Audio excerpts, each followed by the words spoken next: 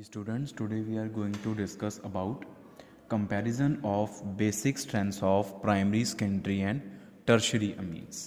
कि ਜਿਹੜੇ ਤਿੰਨ ਤਰ੍ਹਾਂ ਦੇ ਅਮੀਨਸ ਹੁੰਦੇ ਆ ਸਾਡੇ ਕੋਲ, ਉਹਨਾਂ ਦੀ ਬੇਸਿਸਿਟੀ ਦੀ ਅਗਰ ਆਪਾਂ ਗੱਲ ਕਰੀਏ, ਬੇਸਿਕ ਸਟਰੈਂਥ ਦੀ ਗੱਲ ਕਰੀਏ, ਤਾਂ ਉਹਨਾਂ ਦੇ ਵਿੱਚੋਂ ਕਿਹੜਾ ਸਭ ਤੋਂ ਜ਼ਿਆਦਾ ਬੇਸਿਕ ਹੁੰਦਾ ਤੇ ਕਿਹੜਾ ਸਭ ਤੋਂ ਘੱਟ ਬੇਸਿਕ ਹੁੰਦਾ, ਇਸ ਬਾਰੇ ਆਪਾਂ ਅੱਜ ਡਿਸਕਸ਼ਨ ਕਰਾਂਗੇ। ਤਾਂ ਤਿੰਨੋਂ ਤਰ੍ਹਾਂ ਦੇ ਅਮੀਨਸ ਪਹਿਲਾਂ ਆਪਾਂ ਡਰਾ ਕਰ ਲਈਏ। RNH2 is primary amine, R2NH is secondary amine and R3N is tertiary amine. All the three types of amines are basic in nature because the nitrogen is possessing a lone pair to donate. Fine. ਹੁਣ there are various factors ਜਿਹੜੇ ਕਿ basic strength ਨੂੰ affect ਕਰਦੇ ਆ ਕਿਸੇ ਵੀ amine ਦੀ। तो ਸਭ ਤੋਂ ਪਹਿਲਾ ਫੈਕਟਰ ਜਿਹੜਾ ਆਪਾਂ ਡਿਸਕਸ ਕਰਾਂਗੇ ਉਹ ਹੈ inductive effect of alkyl groups।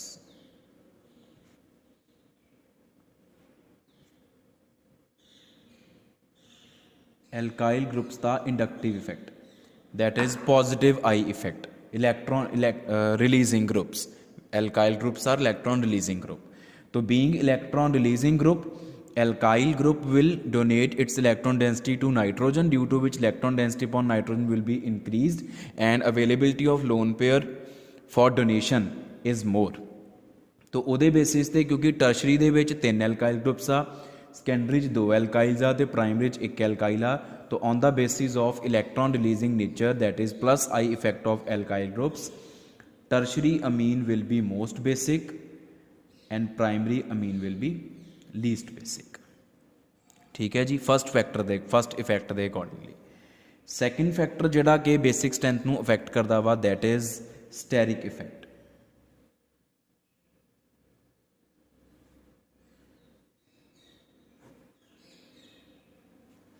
ਹੁਣ ਇੱਕ ਬੇਸ ਆ, ਉਹਨੂੰ ਅਸੀਂ ਸਟਰੋਂਗ ਬੇਸ ਉਦੋਂ ਕਵਾਂਗੇ ਜਦੋਂ ਉਹ ਇਲੈਕਟ੍ਰੋਨ ਪੇਅਰ ਜਲਦੀ ਡੋਨੇਟ ਕਰੇ, ਜਾਂ ਅਗਰ ਆਪਾਂ ਬੇਸਿਸਿਟੀ ਕੰਪੇਅਰ ਕਰਨੀ ਹੋਵੇ ਬ੍ਰੌਨਸਟੈਡ-ਲੋਰੀ ਕਨਸੈਪਟ ਦੇ ਅਕੋਰਡਿੰਗਲੀ, ਤਾਂ ਉਦੋਂ ਕਹਾਂਗੇ ਜਦੋਂ ਉਹ ਪ੍ਰੋਟੋਨ ਨੂੰ ਅਸੈਪਟ ਕਰੇ। ਜਿੰਨੀ ਜਲਦੀ ਉਹ ਪ੍ਰੋਟੋਨ ਨੂੰ ਅਸੈਪਟ ਕਰੇਗਾ ਅਸੀਂ ਕਹਾਂਗੇ ਓਨਾ ਹੀ ਸਟਰੋਂਗ ਬੇਸ ਆ। ਲੋਨ ਪੇਅਰ ਡੋਨੇਟ ਕਰਨ ਦਾ ਮਤਲਬ ਇਹੀ ਆ ਕਿ ਪ੍ਰੋਟੋਨ ਨੂੰ ਲੋਨ ਪੇਅਰ ਡੋਨੇਟ ਕਰਤਾ ਅਤੇ ਪ੍ਰੋਟੋਨ ਅਸੈਪਟ ਹੋ ਗਿਆ, ਪ੍ਰੋਟੋਨ H ਪੋਜ਼ਿਟਿਵ ਨਾਈਟ੍ਰੋਜਨ ਦੇ ਨਾਲ ਜੁੜ ਗਿਆ। ਤੋ ਅਮੀਨ ਦੀ ਬੇਸਿਕ ਸਟਰੈਂਥ ਇੱਕ ਤਾਂ ਲੋਨ ਪੇਅਰ ਡੋਨੇਸ਼ਨ 'ਤੇ ਡਿਪੈਂਡ ਕਰਦੀ ਆ, ਅਤੇ ਦੂਸਰਾ ਡਿਪੈਂਡ ਕਰਦੀ ਆ ਕਿ ਨਾਈਟ੍ਰੋਜਨ ਕਿੰਨੀ ਕੁ ਜਲਦੀ ਪ੍ਰੋਟੋਨ ਮਤਲਬ H ਪੋਜ਼ਿਟਿਵ ਹਾਈਡਰੋਨੀਅਮ ਆਇਨ ਨੂੰ ਅਸੈਪਟ ਕਰਦਾ ਆ। ਤੋ ਅਗਰ ਆਪਾਂ primary, secondary and tertiary Amin ਦੀ ਗੱਲ ਕਰੀਏ ਤਾਂ ਟਰਸ਼ਰੀ ਅਮੀਨ ਦੇ ਵਿੱਚ ਨਾਈਟ੍ਰੋਜਨ ਦੇ ਉੱਪਰ 3 ਐਲਕਾਈਲ ਗਰੁੱਪਸ ਲੱਗੇ ਆ, ਅਤੇ 3 ਐਲਕਾਈਲ ਗਰੁੱਪਸ ਕਿਉਂਕਿ ਇਹ ਬਲਕੀ ਹੁੰਦੇ ਆ, ਲਾਰਜ ਸਾਈਜ਼ ਦੇ ਹੁੰਦੇ ਆ, ਇਸ ਕਰਕੇ ਜਦੋਂ ਪ੍ਰੋਟੋਨ ਆਏਗਾ ਤਾਂ ਨਾਈਟ੍ਰੋਜਨ ਦੇ ਉੱਪਰ ਪ੍ਰੋਟੋਨ ਦੀ ਜਿਹੜੀ ਅਟੈਚਮੈਂਟ ਆ, ਪ੍ਰੋਟੋਨ ਦਾ ਜਿਹੜਾ ਅਟੈਕ ਆ ਉਹ ਸਲੋ ਹੋਏਗਾ, ਕਿਉਂਕਿ steric hindrance will be provided to the proton। steric hindrance will be provided by the 3 bulky alkyl groups। In secondary there are only 2 alkyl groups, so steric hindrance provided to hydronium ion will be comparatively less, and in case of primary amine only 1 alkyl group is present, so steric hindrance provided to hydronium ion will be least।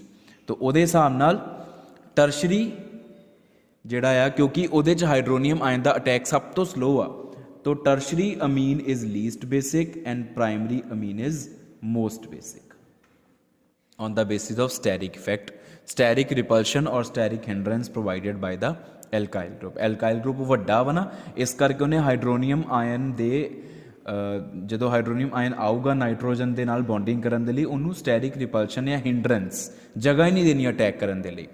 ਆਲੇ ਦੁਆਲੇ ਇੰਨਾ ਜ਼ਿਆਦਾ ਘੇਰਾ ਬਣਾ ਲਿਆ nitrogen ਦੇ around, ਕਿਉਂਕਿ ਉਹ ਵੱਡੇ ਵੱਡੇ ਆ, ਉਹਨੂੰ ਅਸੀਂ ਸਟੈਰਿਕ ਰਿਪਲਸ਼ਨ ਜਾਂ ਸਟੈਰਿਕ ਹਿੰਡਰੈਂਸ ਬੋਲਦੇ ਹਾਂ। ਅਤੇ ਤੀਸਰਾ ਜਿਹੜਾ ਇੰਪੋਰਟੈਂਟ ਫੈਕਟਰ ਹੈ ਉਹ ਹੈ ਸੋਲਵੇਸ਼ਨ ਇਫੈਕਟ।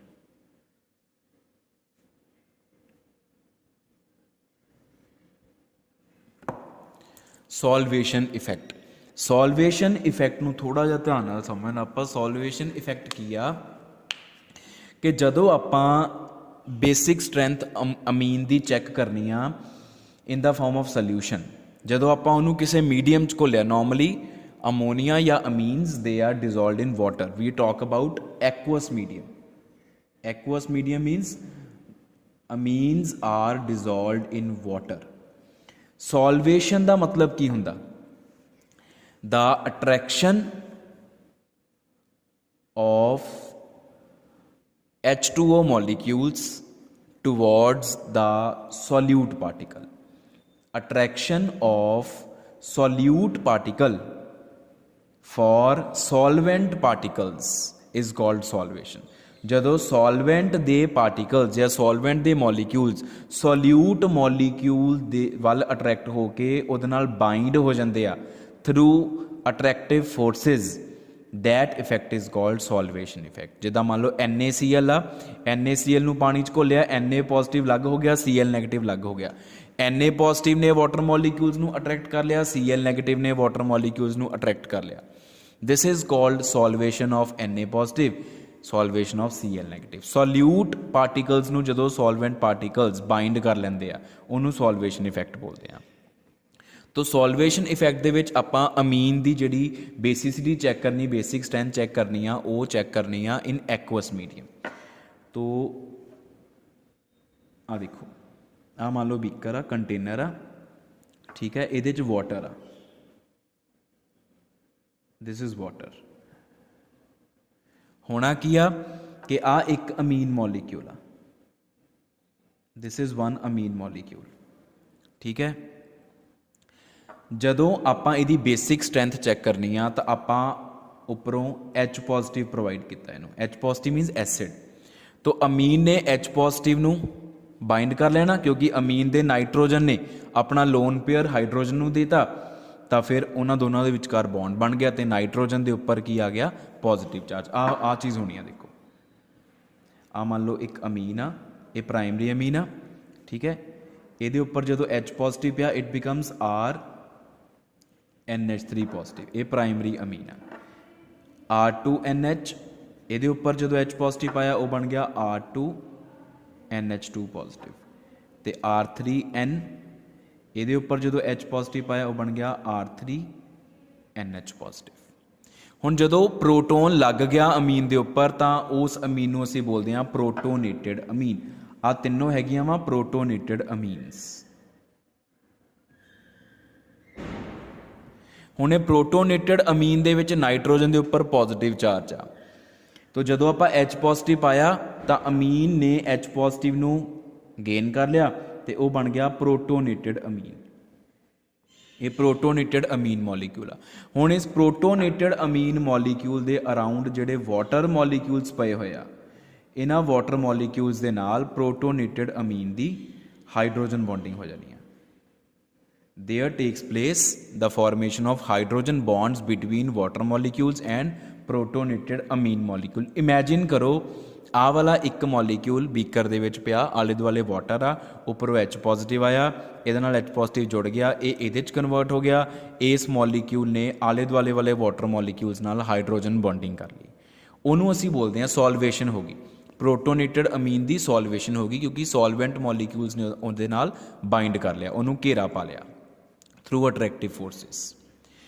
तो जिन्नी ज़्यादा सॉल्वेशन होएगी उन्नी जल्दी असी कहांगे कि आ चीज़ बन रही है। प्रोटोनेटेड अमीन उन्ना ज़्यादा स्टेबल होएगा। जिन्नी ज़्यादा सॉल्वेशन मतलब वाटर मॉलीक्यूल जिन्ना ज़्यादा प्रोटोनेटेड अमीन दे नाल बाइंड करनगे उन्नी जल्दी प्रोटोनेटेड अमीन बनेगा, तो असी कहांगे कि उन्नी ज़्यादा उस अमीन की बेसिक स्ट्रेंथ है। More is the basic strength of amine, easily it will bind to H positive to form protonated amine, and more will be the solvation of that protonated amine. This is the rule ਜਿਹੜਾ solvation effect ਵਿੱਚ ਅਸੀਂ ਪੜ੍ਹਦੇ ਹਾਂ। ਹੁਣ ਆ protonated amine ਜਿਹੜੀ primary Amin ਤੋਂ ਬਣੀ ਆ, ਉਹਦੇ ਨਾਲ ਤੁਸੀਂ ਦੇਖੋ ਆ ਚੀਜ਼ ਆ, तो ये किन्ने हाइड्रोजन बॉन्ड्स बन जाने, एक इत्थों हाइड्रोजन बॉन्ड बन जाना, एक इत्थों बन जाना, एक इत्थों बन जाना, तो एक नाइट्रोजन तो बन जाना। इदां ही हुण जिहड़ी सैकेंडरी अमीन तो प्रोटोनेटेड अमीन बनी आ, उहदा एक इत्थों हाइड्रोजन बॉन्ड बनू, एक इत्थों बन जाना, एक इत्थों बन जाना। तो टर्शरी वाली दा एक इत्थों हाइड्रोजन बॉन्ड, एक इत्थों हाइड्रोजन बॉन्ड विद वाटर मॉलीक्यूल्स। ਹੁਣ ਤੁਸੀਂ ਦੇਖ ਸਕਦੇ ਹੋ ਕਿ ਇਹਦੇ 'ਚ ਹਾਈਡਰੋਜਨ ਬੌਂਡਿੰਗ ਸਭ ਤੋਂ ਜ਼ਿਆਦਾ। Protonated amine formed from primary amine will be having the most prominent solvation effect, ਉਹਦੀ ਸਭ ਤੋਂ ਜ਼ਿਆਦਾ ਹਾਈਡਰੋਜਨ ਬੌਂਡਿੰਗ ਹੋਗੀ ਆਲੇ ਦੁਆਲੇ ਵਾਟਰ ਮੋਲੀਕਿਊਲਸ ਨਾਲ, ਇਹਦੇ ਉਸ ਤੋਂ ਘੱਟ ਹਾਈਡਰੋਜਨ ਬੌਂਡਸ, ਇਹਦੇ ਸਭ ਤੋਂ ਘੱਟ। ਤੇ ਮੈਂ ਹੁਣੇ ਦੱਸ ਕੇ ਹਟਿਆ ਕਿ ਅਗਰ ਸੋਲਵੇਸ਼ਨ ਇਫੈਕਟ ਜ਼ਿਆਦਾ ਵਾ, ਇਹਦਾ ਮਤਲਬ ਪ੍ਰੋਟੋਨੇਟਡ ਅਮੀਨ ਜਿਹੜੀ ਬਣੀ ਆ ਉਹ ਸਟੇਬਲ ਆ, ਇਹਦਾ ਮਤਲਬ ਉਸ ਅਮੀਨ ਦੀ ਬੇਸਿਕ ਸਟਰੈਂਥ ਸਭ ਤੋਂ ਜ਼ਿਆਦਾ ਆ, ਜਾਂ ਉਸ ਅਮੀਨ ਦੀ ਬੇਸਿਕ ਸਟਰੈਂਥ ਜ਼ਿਆਦਾ ਆ। ਤਾਂ ਇਹਦੇ ਸੋਲਵੇਸ਼ਨ ਇਫੈਕਟ ਦੇ ਹਿਸਾਬ ਨਾਲ ਵੀ ਪ੍ਰਾਇਮਰੀ ਦੀ ਬੇਸਿਕ ਸਟਰੈਂਥ ਸਭ ਤੋਂ ਜ਼ਿਆਦਾ ਤੇ ਟਰਸ਼ਰੀ ਦੀ ਬੇਸਿਕ ਸਟਰੈਂਥ ਸਭ ਤੋਂ ਘੱਟ, ਕਿਉਂਕਿ ਟਰਸ਼ਰੀ ਅਮੀਨ ਤੋਂ ਜਿਹੜਾ ਪ੍ਰੋਟੋਨੇਟਡ ਅਮੀਨ ਬਣਿਆ ਵਾ ਉਹਦੀ ਵਾਟਰ ਮੋਲੀਕਿਊਲ ਦੇ ਨਾਲ ਹਾਈਡਰੋਜਨ ਬੌਂਡਿੰਗ ਸਭ ਤੋਂ ਘੱਟ ਆ, ਮਤਲਬ ਉਹਦੇ 'ਚ ਸੋਲਵੇਸ਼ਨ ਸਭ ਤੋਂ ਘੱਟ ਹੋ ਰਹੀ ਆ। ਤੋ ਇਹ ਤਿੰਨ ਇਫੈਕਟ ਆ ਜਿਹੜੇ ਕਿ ਬੇਸਿਕ ਸਟਰੈਂਥ ਨੂੰ ਅਫੈਕਟ ਕਰਦੇ ਆ। ਹੁਣ ਤੁਸੀਂ ਦੇਖੋ ਇੰਡਕਟਿਵ ਇਫੈਕਟ ਕਹਿੰਦਾ ਆ ਕਿ ਟਰਸ਼ਰੀ ਦੀ ਬੇਸਿਕ ਸਟਰੈਂਥ ਸਭ ਤੋਂ ਜ਼ਿਆਦਾ, ਤੇ ਆਹ ਦੋਨੋਂ ਇਫੈਕਟਸ ਕਹਿੰਦੇ ਆ ਕਿ ਪ੍ਰਾਇਮਰੀ ਦੀ ਸਭ ਤੋਂ ਜ਼ਿਆਦਾ, ਟਰਸ਼ਰੀ ਦੀ ਸਭ ਤੋਂ ਘੱਟ। ਆਹ ਵਾਲਾ ਇਫੈਕਟ ਜਿਹੜਾ ਹੈ ਲੀਸਟ ਪ੍ਰੋਮੀਨੈਂਟ ਆ। ਆਹ ਦੋ ਮੇਨ ਇਫੈਕਟਸ ਜਿਹੜੇ ਕੰਮ ਕਰਦੇ ਆ, inductive effect and solvation effect. Steric effect discuss ਕਰੋ ਨਾ ਕਰੋ ਆਪਣੀ ਮਰਜ਼ੀ, ਪਰ ਆਪਾਂ ਕਰਦੇ ਜ਼ਰੂਰ ਆ। ਅਗਰ ਤਾਂ ਆਪਾਂ ਗੱਲ ਕਰਨੀ ਆ ਹੁਣ ਗੈਸ ਫੇਜ਼ ਦੀ ਜਾਂ ਗੈਸ਼ੀਅਸ ਅਮੀਨਸ ਦੀ। ਇਫ ਵੀ ਟਾਕ ਅਬਾਊਟ ਗੈਸ਼ੀਅਸ ਅਮੀਨਸ, ਗੈਸ਼ੀਅਸ ਅਮੀਨਸ ਮੀਨ ਜਦੋਂ ਅਮੀਨਸ ਨੂੰ ਵਾਟਰ ਦੇ ਵਿੱਚ ਡਿਜ਼ੋਲਵ ਨਹੀਂ ਕੀਤਾ ਹੋਇਆ, ਵਾਟਰ ਦੇ ਵਿੱਚ ਡਿਜ਼ੋਲਵ ਨਹੀਂ ਕੀਤਾ ਹੋਇਆ ਤਾਂ ਸੋਲਵੇਸ਼ਨ ਇਫੈਕਟ ਦੀ ਤਾਂ ਅਸੀਂ ਗੱਲ ਹੀ ਨਹੀਂ ਕਰਨੀ, ਸਿਰਫ ਇੰਡਕਟਿਵ ਇਫੈਕਟ ਕੰਮ ਕਰੇਗਾ, only inductive effect will be operative. ਤਾਂ ਫਿਰ ਗੈਸ਼ੀਅਸ ਅਮੀਨਸ ਦੇ ਵਿੱਚ ਟਰਸ਼ਰੀ ਅਮੀਨ ਦੀ ਬੇਸਿਸਿਟੀ ਸਭ ਤੋਂ ਜ਼ਿਆਦਾ ਤੇ ਪ੍ਰਾਇਮਰੀ ਅਮੀਨ ਦੀ ਬੇਸਿਸਿਟੀ ਸਭ ਤੋਂ ਘੱਟ।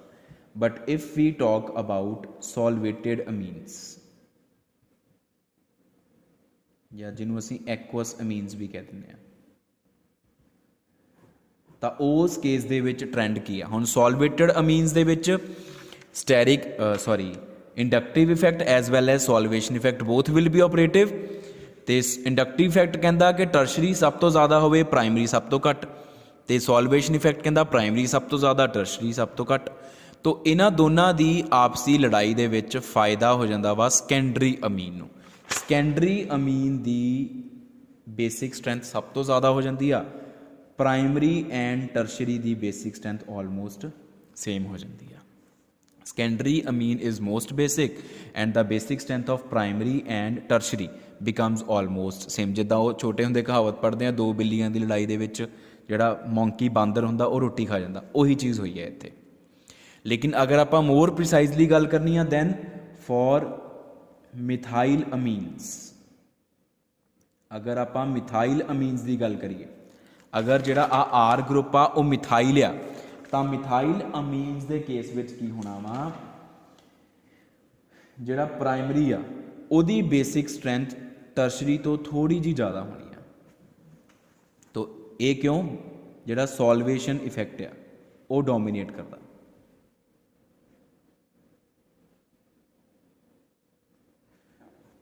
ਸੋਲਵੇਸ਼ਨ ਇਫੈਕਟ ਡੋਮੀਨੇਟ, ਸੋਲਵੇਸ਼ਨ ਇਫੈਕਟ ਕਹਿੰਦਾ ਪ੍ਰਾਇਮਰੀ ਦੀ ਟਰਸ਼ਰੀ ਤੋਂ ਜ਼ਿਆਦਾ, ਇਸ ਕਰਕੇ ਸੈਕੰਡਰੀ ਜ਼ਿਆਦਾ ਹੀ ਰਹਿਣਾ ਹਮੇਸ਼ਾ, ਡੋਮੀਨੇਟ ਕਰ ਰਿਹਾ ਸੋਲਵੇਸ਼ਨ ਇਫੈਕਟ। ਤੇ ਫॉर इथाइल अमीन्स और हायर अमीन्स, इथाइल ग्रुप या उस तो भी हायर वाले होणगे ਤਾਂ ਸੈਕੰਡਰੀ ਤਾਂ ਹਮੇਸ਼ਾ ਜ਼ਿਆਦਾ ਹੀ ਰਹਿਣਾ ਵਾ। ਇਹਨਾਂ ਦੋਨਾਂ ਦੀ ਆਪਾਂ ਜਿਹੜੀ ਹੈਗੀ ਪ੍ਰੋਬਲਮ ਉਹ ਸੋਲਵ ਕਰਨੀ ਆ। ਇਥਾਈਲ ਅਮੀਨਸ ਦੇ ਲਈ ਟਰਸ਼ਰੀ ਜਿਹੜਾ ਵਾ ਜਾਂ ਹਾਇਰ ਅਮੀਨਸ ਦੇ ਲਈ ਟਰਸ਼ਰੀ ਦੀ ਪ੍ਰਾਇਮਰੀ ਤੋਂ ਜ਼ਿਆਦਾ ਹੋਣੀ ਆ, ਕਿਉਂਕਿ ਇੰਡਕਟਿਵ ਇਫੈਕਟ ਡੋਮੀਨੇਟ ਕਰਦਾ ਹੈ।